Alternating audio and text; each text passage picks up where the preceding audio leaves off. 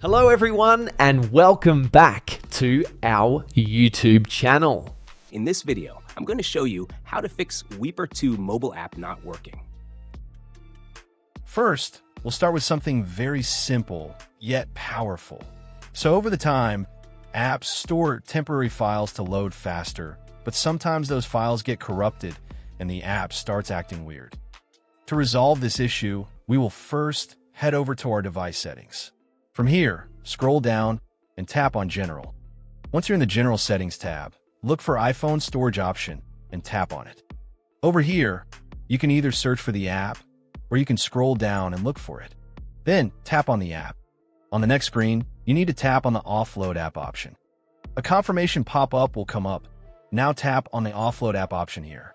It'll take a bit for processing, and then a reinstall button will show up. Simply tap on it to reinstall the app.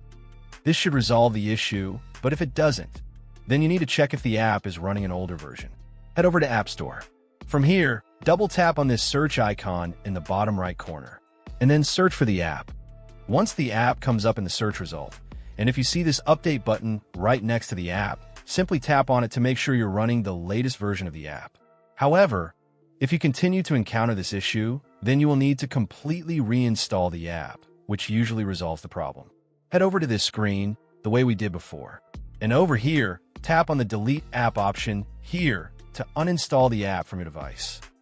A confirmation pop-up will come up. Now tap on the Delete option here. Once uninstalled, open up App Store and search for the app in the search bar. After the app comes up in the search result, simply click on this cloud icon to install it back onto your device. Hopefully, this resolves the issue. If it does, consider sending a super thanks to support our channel. And also don't forget to hit the subscribe button. We'll see you in the next video.